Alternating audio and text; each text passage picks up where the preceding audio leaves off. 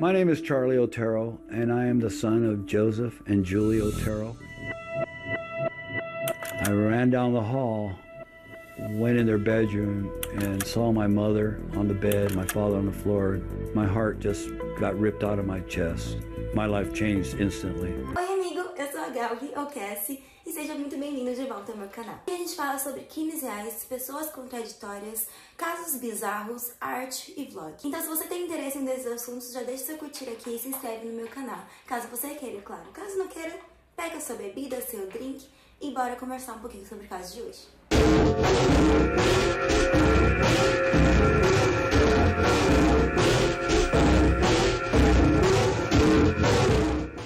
Uma coisa pra vocês, eu já tinha gravado esse vídeo uma vez, deu um problemão, eu editei 10 vezes, deu errado a edição. Quando eu consegui consertar o erro que tava na edição, acabei perdendo o arquivo, vou ter que gravar de novo, mas tudo bem, bora lá.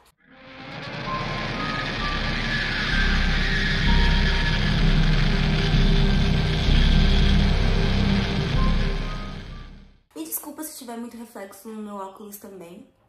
É que eu tenho que usar óculos pra ler e eu ainda não sei como resolver esse problema.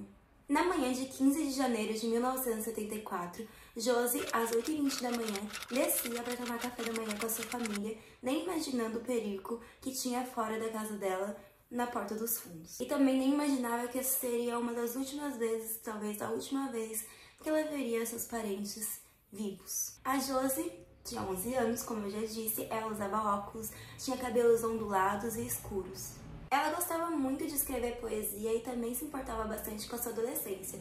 Ela estava acabando de entrar na adolescência, como começar a usar sutiã e essas coisas, mas ela ainda trazia consigo aquele rosto infantil. Lembrando que todas as fontes desse vídeo são da minha pesquisa desse livro aqui, que é o BTK, Máscara da Maldade, e também das minhas anotações sobre o tema que eu fiz, o resumo, conforme eu fui lendo, e pesquisas também na internet sobre o caso. Todas as referências vão estar aqui embaixo na descrição, caso alguém tenha interesse em ler, pesquisar e saber também. Ela e sua família haviam se mudado para a cidade de Wichita fazia pouquíssimos meses.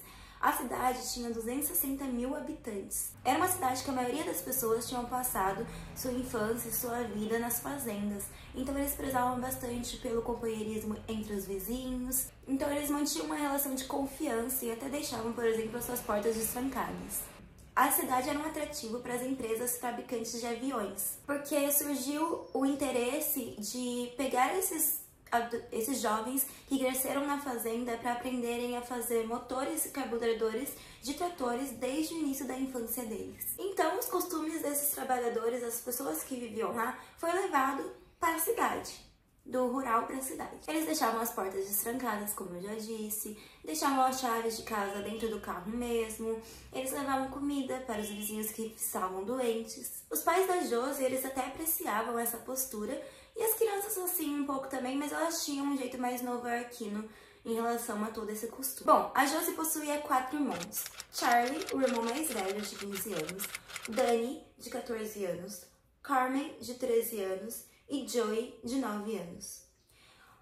O Joey tinha olhos castanhos e era bem popular na escola e ele costumava se mostrar durão. Os pais da Josie eram Joe e Julie. Joe, o pai da Josie, tinha 38 anos, 1,63 de altura. Ele era esguio e forte e era experiente, formado 20 anos como sargento do Corpo Técnico das Forças Aéreas dos Estados Unidos. Ele tinha começado a trabalhar em aeronaves e a dar aulas de pilotagem em Cookfield, alguns quilômetros de distância de Wichita, a capital mundial da aviação. Ele era um cara bem brincalhão, e era assim que as pessoas conheciam ele. Ele conseguia ser divertido até, por exemplo, quando ele ia fazer compra. Uma vez, como fala no livro, ele foi levar as crianças pro mercado e simplesmente colocou elas no trenó e saiu correndo pelo mercado com as crianças e elas não conseguiam parar de ir, se divertir com o pai. A casa do Joe foi hipotecada por ele e tinha 6 cômodos e um porão inacabado. E quando ele hipotecou a casa, ele brincou com o corretor dizendo: "Eu espero que ainda esteja vivo quando este empréstimo for quitado." Já a Julie tinha 34 anos, ela lutava judô, costumava ensinar a prática para os seus filhos. Ela tinha um emprego numa empresa chamada Coleman, que era uma fábrica de equipamentos para acampamento, mas ela acabou sendo demitida por conta de corte de custo. É importante dizer também que a família tinha um cachorro de estimação que se chamava Luke. e acho que Luke, algo assim. E ele não se dava bem com estranhos, então ele passava a maior parte do tempo dentro da casa com os familiares. 15 de janeiro de 1974, 8h20. Nessa manhã, Josie estava usando uma camiseta azul e descia do seu quarto para a cozinha para tomar café com a sua família. A casa dos Otero era uma casa consideravelmente pequena, então não demorava muito para fazer esse trajeto do quarto até a cozinha. A mãe da Josie estava na cozinha, ela usava um roupão azul e estava preparando café da manhã de cereal e leite para as crianças e também preparava carne enlatada e hambúrguer, lanche, né, para as crianças levarem para o colégio. Já o Joe, o pai, também estava na cozinha e ele estava comendo peras em conserva. A Josie, ela costumava ter a mesma altura que o pai e ambos costumavam ser um pouco maior que a mãe. Nessa manhã, Josie brinca com o Charlie, seu irmão, dizendo: "Você não me ama mais quanto os outros." E ele respondia: "Claro que não, isso não é verdade. Eu amo você quanto qualquer um da família."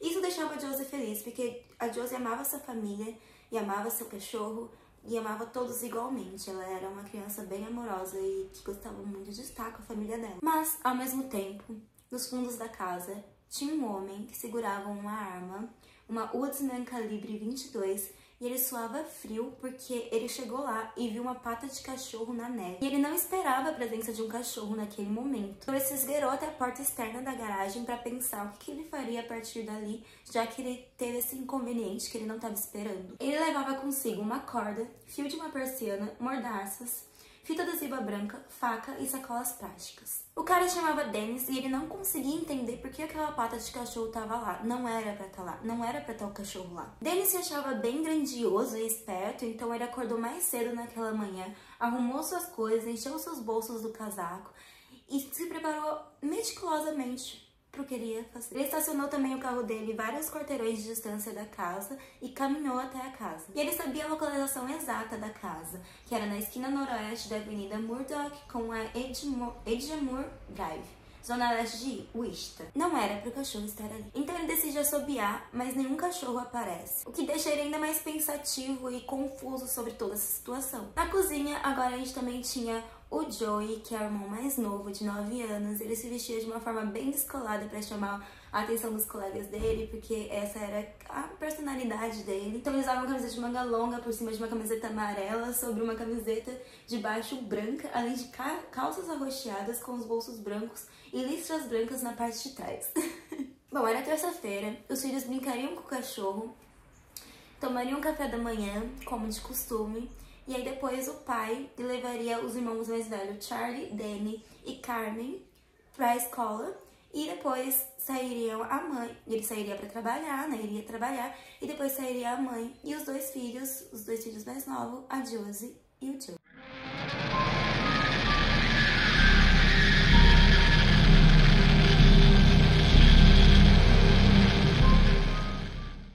Dennis Rader tinha visto a garota, a Josie, anteriormente, semanas antes, quando ele estava levando sua esposa para o trabalho no departamento de assistência aos veteranos de guerra, porque ela não gostava de dirigir na neve e tava nevando. E como mencionado, lá tava na neve a pata do cachorro, tava fazendo 6 graus, então a neve tava congelada, então a pata ainda tava lá, a marca da pata. Depois disso, ele passou a seguir a mãe e a filha por semanas e tomar nota da rotina dela. Ele seguiu a Julie, a mãe, diversos dias da semana, durante semanas, enquanto ela levava a Josie e o Joey para a escola. Ele sabia que os três saíam às 8h45 e que Julie demorava 7 minutos para voltar para casa. O marido, o Joe, ele costumava sair um pouco antes, como eu já citei, por volta das 8 da manhã.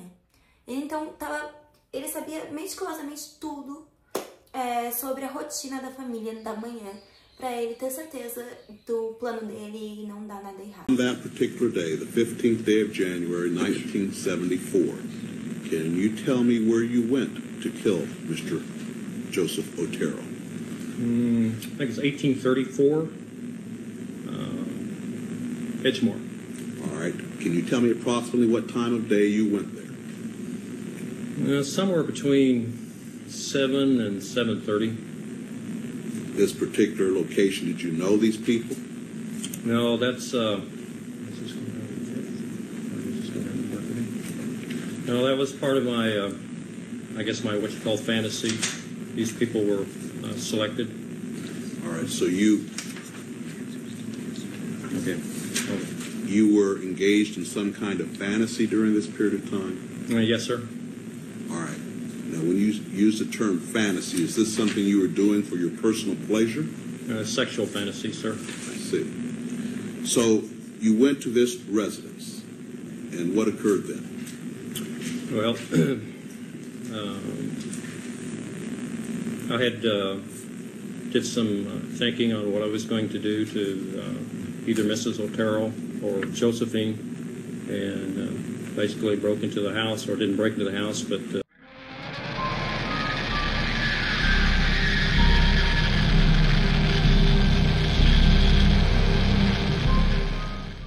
O Dennis não tinha intenção de dar de cara com o pai da família quando ele chegasse lá na casa, então ele cronometrou certinho para chegar na casa por volta das 8h20. O pai já teria saído de casa nesse horário, então estaria na casa a mãe, a Josie e o Joey, o irmão mais novo. Mas o Joey, o irmão mais novo, não importava pra ele, então pra ele não teria problema matar o garoto. Mas, como eu disse, essa não era uma terça-feira cotidiana para os Otero. Nesse dia, nessa terça-feira, eles estavam contando apenas com um carro pra família, que era a perua da mãe da Josie, a Julie, porque o pai ele tinha sofrido um acidente alguns dias antes, e ele tinha fraturado algumas costelas, então ele não estava dirigindo e ele não estava trabalhando, estava em casa. Então, resumindo, a gente tem na casa o Joey, que é o pai, a Julie, que é a mãe, a Josie, de 11 anos, e o Joey, de 8 anos. Os outros 3 filhos já tinham saído para ir para a escola. O pai levaria, mas como ele não estava conseguindo levar, eles foram. Como de costume, o pai sugeriu ao Charlie a deixar a porta da garagem aberta mesmo, levantada, né? Porque logo toda essa rotina da família aconteceria e voltaria. O Dennis, na época, tinha 28 anos e era casado. Ele tinha cabelos escuros e olhos verdes. Ele gostava de pornografia e de fantasiar acordado. Agora esse vídeo começa a ficar nojento. Esse cara é nojento, sério. Esse crime, esse caso faz meu sangue ferver, tipo... O motivo da sigla SBT, que a gente vai entrar agora, não é nada agradável.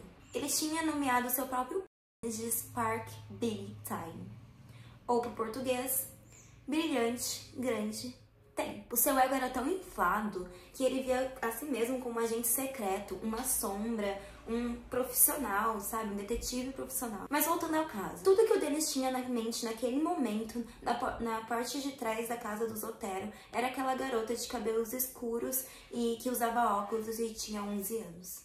A Josie. Pra ele, ela parecia sob medida pro SBT. Sério, dá náusea pensar num sujeito, num cara, num homem tão perverso e nojento quanto esse cara, só piora. Tá, mas onde tava o tal do cachorro? Por que tinha a marca da pata do cachorro na neve se não era pro cachorro tá ali? E quando ele assobiou, o cachorro não apareceu. 30 anos após esse caso, a gente vai falar sobre isso nos próximos vídeos, sobre esse caso da Máscara da Maldade. O Dennis ainda escreveria sobre isso e ainda se vangloriaria sobre esse crime que ele cometeu. E ele dizia várias verdades e mentiras que não dá exatamente para saber o que é verdade ou não, sobre ele e sobre o crime e sobre seus atos, tais como ele fantasiava sobre si para matar, fazia nós de forca e enforcava cães e gatos em celeiro. Ele escolheu a família porque mulheres de ascendência hispânica o excitavam. Quando adolescente e mais tarde na Força Aérea, espiava através de persianas para observar mulheres se despindo. Invadia cercas para roubar calcinhas. Seguia mulheres enquanto faziam compras sozinhas em mercados. Planejava se esconder no banco traseiro de carros sequestrados à mão armada. Sua intenção era levá-las ao lugar onde ele e o Spark poderiam se regalar, amarrar, torturar e matar. E daí vem a sigla do livro, que é BTK, Máscara da Maldade, que significa Bite, Torture and Kill, que em português é amarrar, torturar e matar. Independente do que seja verdade ou mentira dessas coisas que ele contou, ele sempre se acovardava na hora de cometer o crime, de cometer o ato. Mas dessa vez não. Não importava, tinha que dar certo, porque ele se preparou tanto, decorou a rotina da família, seguiu elas por tanto tempo, dessa vez tinha que dar certo. Então ele foi até a porta dos fundos da casa dos Otero, estendeu a mão para abrir a porta, mas a porta estava trancada. Então, ele pegou a sua faca e cortou o fio do telefone que tinha na parede. E de repente, ele conseguiu ouvir a porta dos fundos se abrindo. Era um menino pequeno que saía pela porta. Ele sacou a arma e mirou pro garoto. E então, logo quando ele fez isso, o cachorro começou a latir, já que ele não gostava de estranhos e ele não sabia quem era esse homem que estava ali. Toda a situação começou a ficar muito caótica e o cachorro latia sem parar. E o deles começou a suar frio e mais ainda ficar nervoso. Mas mesmo assim, ele empurra a criança para dentro da casa e tem uma surpresa. Joe, o pai da família, estava em casa. Basically broke into the house, or didn't break into the house, but when they came out of the house, I came in and confronted the family, and then we went from there. All right. Had you planned this beforehand? To some degree, yes. After I got in the house, I lost control of it, but it was, you know, in the back of my mind, I had some ideas what I was going to do, but I basically panicked that first day. So Beforehand, did you know who was there in the house? I thought Mrs. Otero and the two kids, the two younger kids, were in the house. I didn't realize Mr. Otero was going to be there. All right. How did you get into the house, Mr. Lee? I came through the back door, cut the phone lines, waited at the back door, had reservations about even going or just walking away, but pretty soon the door opened and I was in. All right, so the door opened, was it open for you or did somebody? I think one of the kids, I think the junior, or not junior, yes, the younger, Joseph opened the door. He probably let the dog out because the dog was in the house at that time. All right, when you went into the house, what happened then? Well, I confronted the family, pulled a pistol, confronted Mr. Otero, and asked him to, you know, that I was there to, basically, I was wanted to get the car. I was hungry, food, I was wanted, and asked him to lie down in the living room. And at that time, I realized that wouldn't be a really good idea. So I finally, the dog was a real problem, so I asked Mr. Otero if he could get the dog out. So he had one of the kids put it out. And then I took him back to the bedroom. Ele estava se tremendo de medo, mesmo sendo 17 centímetros maior que o pai. Mas mesmo assim, ele pegou a arma e anunciou que aquilo era um assalto. E aí a garota instantaneamente começou a gritar. E ele falou, não tenha medo. Kenny Landworth. É importante lembrar do Kenny, por causa que ele vai ser importante pro caso mais pra frente. Esse universitário que morava do outro lado da cidade, na zona oeste, a vários quilômetros da casa dos Otero, não fazia ideia de como esse caso ia mudar a vida dele. O Kenny era um adolescente peculiar, como diz a mãe. Ele era bastante hiperativo, ele sempre tinha que estar fazendo algo com as mãos. Como eu acho, né? Eu falo com as mãos também. E ele era muito inteligente, ele era um sabe-tudo. Ele já tinha vencido vários campeonatos de debate na escola, mas por outro lado ele também escondia uma parte da vida dele e da mãe, que eram as farras, e também que ele exagerava muito na bebida. Além dele parecer bem comportado, na verdade ele não era tanto assim. Ele costumava arrumar várias brigas, várias intrigas, mesmo que ele tenha aprendido a evitar elas. Ele até gostava da escola e gostava bastante de desvendar crimes, como eu e você, eu acho, que tá assistindo. E ele gostava principalmente de desvendar crimes do Sherlock Holmes. O Kenny, na época, ainda era um adolescente, não tinha desenvolvido ainda sua personalidade total, mas ele já sabia dos seus interesses. Para ele, a melhor testemunha de um crime era aquela pessoa que já estava morta. 15 de janeiro, 3h30 da tarde. A Carmen e o Danny chegam do colégio nesse horário e eles já começam a notar algumas coisas estranhas na casa, como a porta da garagem estava ainda aberta, a perua da família não estava lá e a porta dos fundos da casa estava trancada. Lembra que eles tinham um costume nessa cidade e tudo mais de deixar as portas trancadas e tudo mais, e também não faz sentido a porta dos fundos estar trancada e a garagem estar aberta. Além disso, o Lucky olhava para eles com estranheza lá do fundo da casa, o que não era nada normal, porque os pais não costumavam deixar o cachorro fora de casa, já que ele não se dava bem com estranhos. Então, quando eles abriram a porta da frente, eles avistaram a bolsa da mãe no chão, jogada com todos os seus pertences fora dela. A bolsa da Josie, a irmã de 11 anos, tinha sido jogada no chão da cozinha, e a carteira do pai estava em cima do fogão com todos os seus pertences espalhados. A carne enlatada e o lanche, o sanduíche que a mãe estava preparando para as crianças ainda estavam em cima da mesa. Nada disso parecia normal para os irmãos que tinham acabado de voltar da escola, então a primeira coisa que eles fizeram foi ir para o quarto dos pais para ver onde eles estavam lá.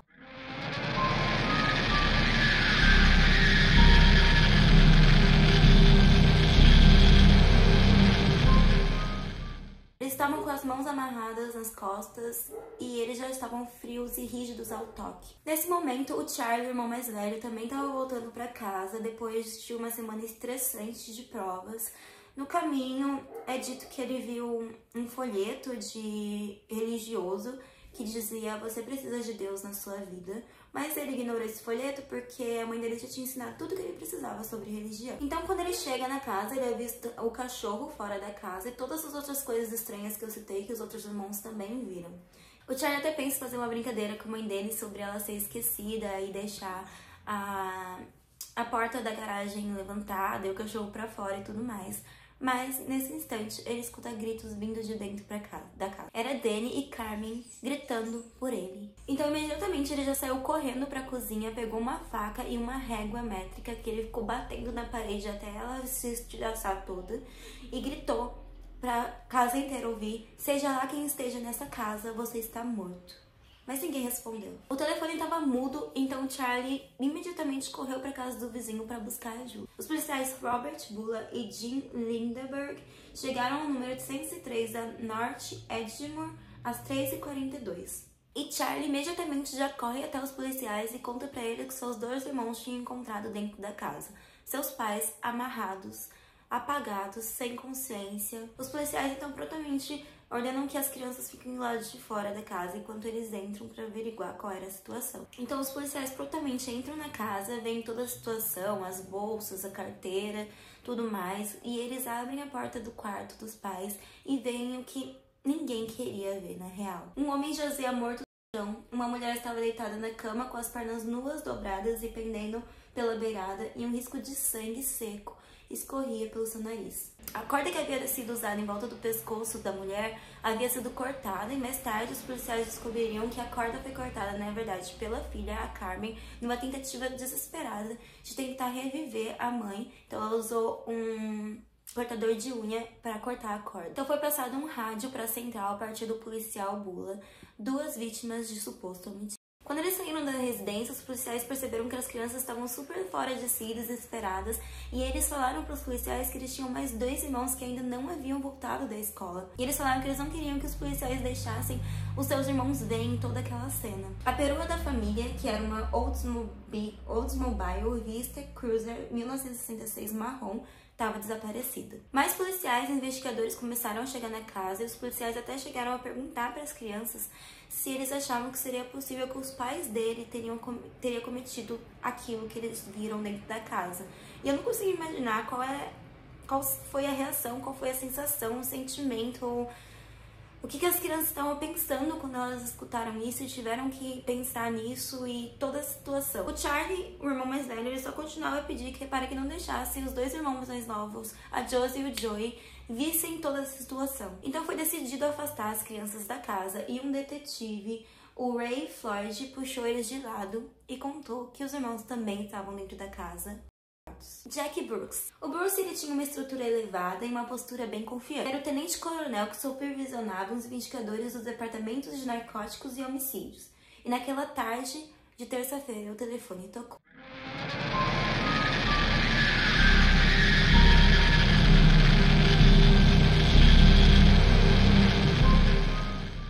Temos 4 pessoas mortas em uma casa na Edgemoor, anunciava a central de emergências. O que? Ele pergunta. 4 pessoas mortas na Edgemoor.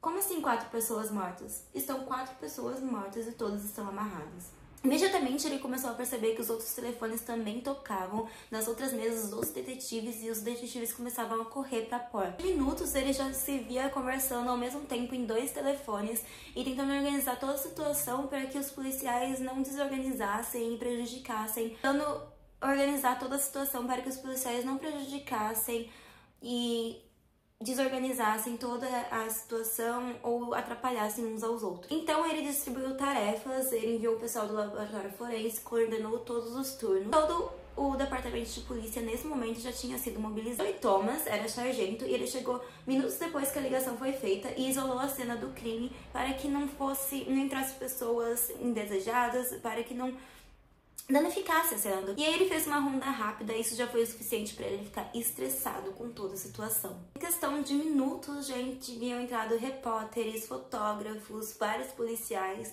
dentro da casa e estavam fotografando e inevitavelmente contaminando a cena do crime. Isso me faz pensar na ética desses profissionais que trabalham justamente com isso, com casos delicados e crimes delicados e cenas de crimes delicadas que podem ser danificadas facilmente. Eles ainda decidem entrar nesse local para ter mais informação ou para ter informação primeiro que as outras pessoas. Tipo, qual é a ética desses profissionais? Ou se eles aprendem isso quando eles estão tendo a graduação, não sei. Ou eles não aprendem sobre esse tipo de ética. De qualquer maneira, todo mundo estava abalado com o que eles estavam vendo. O detetive Gary Caldwell desce pro porão escuro e ele estava sem lanterna, então ele vai se esgueirando pelas paredes, assim, até que ele passa a mão numa coisa. Era uma menina seminua pendurada em um cano de esgoto por um nó de força feito com uma corda de cerâmica. O cabelo escuro dela caía sobre a bochecha e a língua ela saltava para fora do mordaço. O Major Cornwell, que coordenava a unidade de homicídios, juntamente com Bonnie Daltwask, assumiu o controle da situação. Eu sei que tem vários nomes de detetives nessa história, mas é importante entender que eles estavam analisando os detetives, policiais e tudo mais, mas eu vou deixar os nomes aqui porque alguns mais pra frente vão ser importantes, vão voltar à tona, né? E também é importante a gente deixar os nomes aqui. O assassino provavelmente teria usado as cordas para amarrar os punhos, os tornozelos e as gargantas, e aí ele provavelmente ficou sem cordas, então ele começou a usar outras coisas como um fio de telefone que ele tinha arrancado. Ou, por exemplo, as fitas que ele usou para amarrar os punhos da garota. A gente também notou que o garoto, que infelizmente tinha sido encontrado morto do lado da sua cama, provavelmente foi assistido antes de morrer, porque tinha uma cadeira do lado do seu corpo. Porque no tapete onde o garoto estava havia marcas de cadeira. O assassino teria então amarrado seus pulsos, colocado camisetas em uma sacola plástica sobre o seu pescoço, e aí ele tinha enforcado com a corda, e antes dele chegar a falecer, né, ao final, ele soltava e ficava ao lado para assistir o garoto. Já os outros membros da família tinham diversas marcas de cordas nos seus pescoços, o que levou o detetive a pensar que ele enforcou essas pessoas diversas vezes, deixando eles voltarem à consciência e depois enforcando de novo, voltar à consciência até que eles cansassem. Será que o menino realmente não era importante pra ele? Porque o menino, ele assistiu morrer, não deixou voltar à consciência tantas vezes quanto os outros membros da família. Foi diferente. Keith Sanborn, promotor público do condado de Sedgwick, acho que é isso. Ele vasculhou a cena e foi avisado pelos detetives que havia um fluido seco na coxa da garota. Ao que parecia, o assassino teria supostamente se masturbado em cima dela. Bruce, que era o tenente-coronel que atendeu a ligação e organizou todo a equipe e tudo mais. Ele era chefe do Cornwell, ele entrou mais tarde naquele dia. E como ele chegou mais tarde, os corpos já haviam sido levados. E ele passou por todos aqueles repórteres que estavam lá correndo, frenéticos, querendo saber o que estava acontecendo e tudo mais, naquele frio, porque estava muito frio aquele dia. Quando elas estavam saindo, indo pra van, quando os corpos foram levados, e tudo que ele conseguia pensar é como a cidade ficaria abalada com toda a situação. Pense nisso você, o que você acha de gravar, fotografar esses momentos assim mais graves, mais cruciais, mais impactantes? Mesmo que o tenente Bruce falasse para os outros policiais e os detetives irem para casa descansar, porque tinha sido um dia longo e cansativo, eles continuavam querendo ficar lá e ajudar. Caldwell e John Watsky, eles se ofereceram para passar a madrugada toda na casa, caso o assassino voltasse, eles poderiam ver ele. Mas tudo que eles viram foram curiosos passando na frente e repórter. Os relatos. Um vizinho da família chegou a dizer ao policial Cannon que tinha visto um homem alto, branco, robusto, usando um casaco escuro do lado de fora da casa do Zotero por volta das 8h45. Já outras pessoas disseram que o homem era mais baixo, de mais ou menos 1,60 de altura. Disseram que tinha uma cabeleira preta e pele morena. Os repórteres, então, suspeitaram que o assassino poderia ser do Oriente Médio. Uma outra pessoa afirma ter visto um homem de cabelos escuros dirigindo a perua do Zotero por volta das 10h30 daquela manhã. O sujeito apresentava ter descendência hispânica. Na verdade, ele se parecia bastante com Joe Otero, o pai da família, só que com bigode fino. A 800 metros da casa, eles conseguiram encontrar a perua da família. Estava no estacionamento de um supermercado e pela posição do banco, a pessoa que estava dirigindo parecia ser baixa. Bedroom. You took who back to the bedroom? The family, the bedroom, the 4 members. All right, what happened then? At that time, I tied him up. While still holding him at gunpoint? Well, in between tying and yes. Yeah. All right, after you tied them up, what occurred? Well, they started complaining about being tied up, and I re-loosened the bonds a couple of times. Tried to make Mr. Otero as comfortable as I could. Apparently had a cracked rib from a car accident, so I had him put a pillow down for his head. Had he put a, I think he's a Parker or a coat underneath him. They talked to me about giving the car and whatever money. I guess they didn't have very much money, and there I realized that I was already, I didn't have a mask on or anything. They already could ID me, and made a decision to go ahead and put him down, I guess, or strangle him. All right, what did you do to Joseph Otero Sr.? Joseph Otero? Yeah, Okay. Joseph Otero Sr., Mr. Otero, the father. I put a plastic bag over his head and then some cords and then tightened it. And this was in the bedroom. Yes, sir. Did he, in fact, suffocate and die as a result of this? Not right away. No, sir, he didn't. What happened? Well, after that, I did Mrs. Otero. I had never strangled anyone before, so I really didn't know how much pressure you had to put on a person or how long it would take. But Was she also tied up there in the yes, bedroom? yeah, both her hands and their feet were tied up. She was on the bed. Where were the children? Josephine was on the bed and Junior was on the floor this time. So we're talking first of all about Joseph Otero. So you'd put the bag over his head and tied it, and he did not die right away. Can you tell me what happened in regards to Joseph? He moved over real quick like, and I think tore a hole in the bag, and I could tell that he was having some problems there. But at that time, the whole family just went panicked on me, so I worked pretty quick. I got What Mrs. did you worked pretty quick. Well, What I mean, did you do? I strangled Mrs. Otero, and she went out, or passed out. I thought she was dead. She passed out. Then I strangled Josephine. She passed out, or I thought she was dead. And then I went over and put a bag on Junior's head, and then if I remember right, Mrs. Otero came back. She came back and. Sir, let me ask you about Joseph Otero Sr. You Senior? indicated he had torn a hole in the bag. And what did you do with him then? I put another bag over it, or either that or if I recollect, I think I put either a cloth or a T-shirt or something over his head, and then another bag, and then tighten it down. Did he subsequently die? Well, yes. I didn't just stay there and watch him. Then I was moving around the room. But All right, so you indicated you strangled Mrs. Otero after you had done this. Is that correct? now I went back and strangled her again, and that finally killed her at that time. So then, Okay. or did you go First back? of all, Mr. Otero was strangled, or a bag put over his head and strangled. Then I thought he was going down, and I went over and strangled Mrs. Otero. And I thought she was down. Then I strangled Josephine while she was down, and then I went over to Junior and put the bag on his head.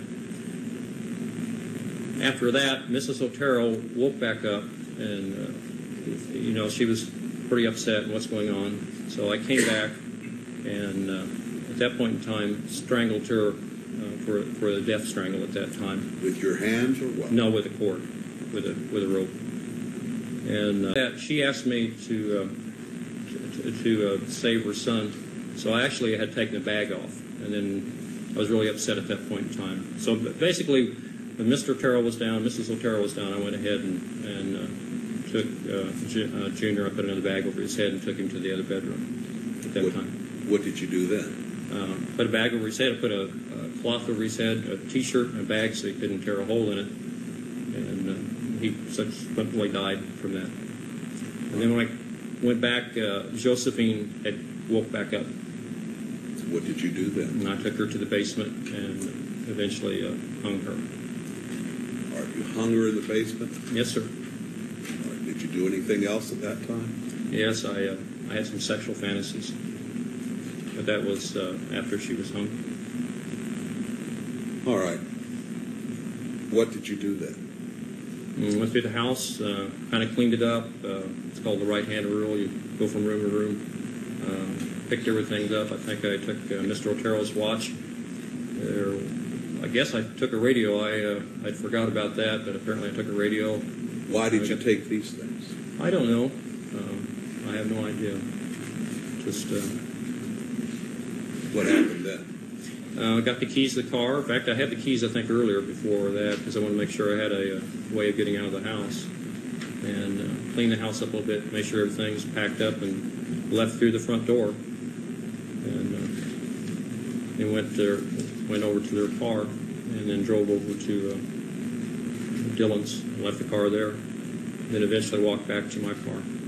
Outra característica do assassino é que ele usava uma variedade bem grande de nós, como nós de volta, nós simples, nós corrediços, nós direitos, nós de mão, nós de sangue, e era tantos nós que os detetives tiveram que tirar cópias de livros para conseguir identificar esses nós e estudar eles melhores. Então, para Bruce, o assassino poderia ser um marinheiro. Ana e outros detetives passaram dias e dias nas suas salas procurando mais provas, tentando desvendar esse crime. Durante a necrópsia foi encontrada hematomas no rosto de Julie, a mãe, e supostamente ela foi espancada antes de morrer.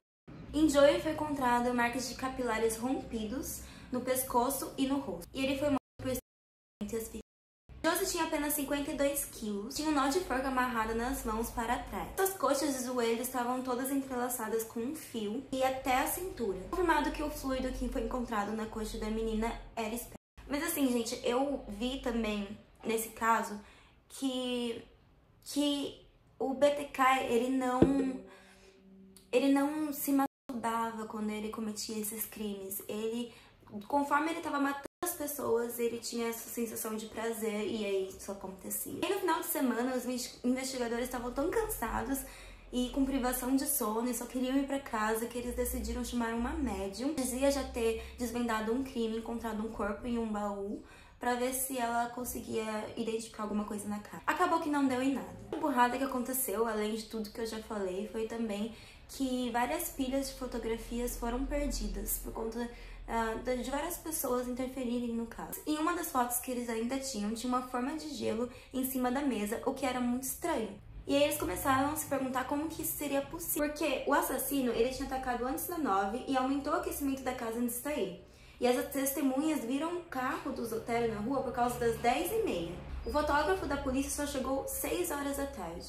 Estranho, mas também estava bem fácil de desvendar. Algum policial que entrou na casa preparou um suco para ele mesmo, uma bebida para ele mesmo e utilizou o gelo. As investigações continuaram, os jornais locais faziam cobertura de tudo que eles conseguiam. E aí algumas características da família foi vindo à tona, como a Josie e o Joey eram alunos exemplares. O Joey e a Julie assinaram uma hipoteca de $16.850 para adquirir sua casa em estilo de fazenda. E os assassinatos indicavam algum tipo de fetiche. A foto que era utilizada na cobertura de imprensa era um fio com nó usado pelo assassino. Já o jornal mostrava quais lugares da casa os corpos foram encontrados. Um desenho da Josie pendurada no cano. Lembra do Kenny que eu falei, aquele universitário que morava do outro lado da cidade? Então, por mais que ele gostasse de true crime, esse caso não impressionou tanto ele. O assassinato do Otero aconteceu na zona leste de Wichita e ele morava na zona oeste. Wichita era uma cidade separada por um rio. A zona oeste era mais operária e a zona leste era mais elitizada. Então, embora ele sonhasse em entrar para o FBI, e seus pais teriam falado pra ele sobre o crime, ele acabou não dando muita atenção. Só quando seu tio falou que se ele realmente quisesse entrar pro FBI, ele teria que saber de contabilidade. Então ele assinou contabilidade nessa grade da faculdade, a Faculdade Estadual de Wichita. Ele também tinha outras distrações, como garotas, bebidas, muita bebida. Ele jogava sinuca e pebolim num bar na Zona Oeste, que chamava English Pub. Ele perguntava, o pub já era perigoso demais pra ele ir lá da Zona Oeste. Será que o Otero realmente valeria a pena? O livro também fala que tinha um valentão que era a única pessoa que ele não arrumava briga e tudo mais, baixava a voz e tinha medo, que era o tal do James Ed Bell. A gente vai ficando por aqui com a primeira parte do caso de Máscara da Maldade do Dennis.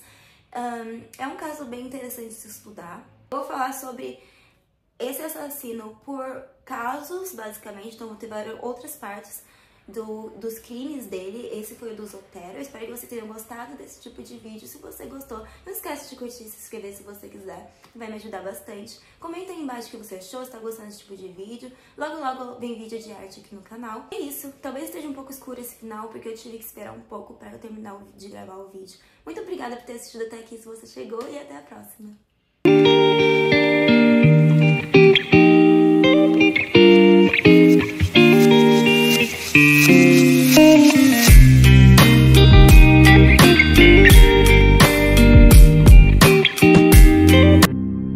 I thank God every day that I didn't find Joey and Josie, because I don't know how I would have handled it. PTSD kicked in my first semester of college. Started drinking, trying to deal with the grief and the anger that I had going on inside me. And that's basically where I stayed for 30 years.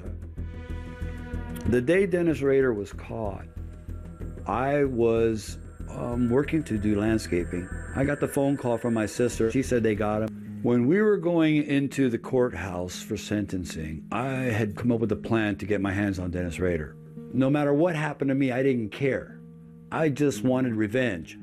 When we returned from lunch, I was confronted by a friend of mine at the time who had a phone call from my ex-girlfriend, the mother of my son, saying, Charlie, Joseph's been hit by a car, and he said he's in a coma. He'd been hit by a car. After that phone call, all need for revenge went away, and all I could think about was my son. And so when the opportunity finally came, and it did come, for me to get my hands on Dennis Rader, I had no desire. All I could think about was God saving my son. My son woke up months later. God answered my prayers and my family is with me all the time. I take the memories of my family and use that to guide me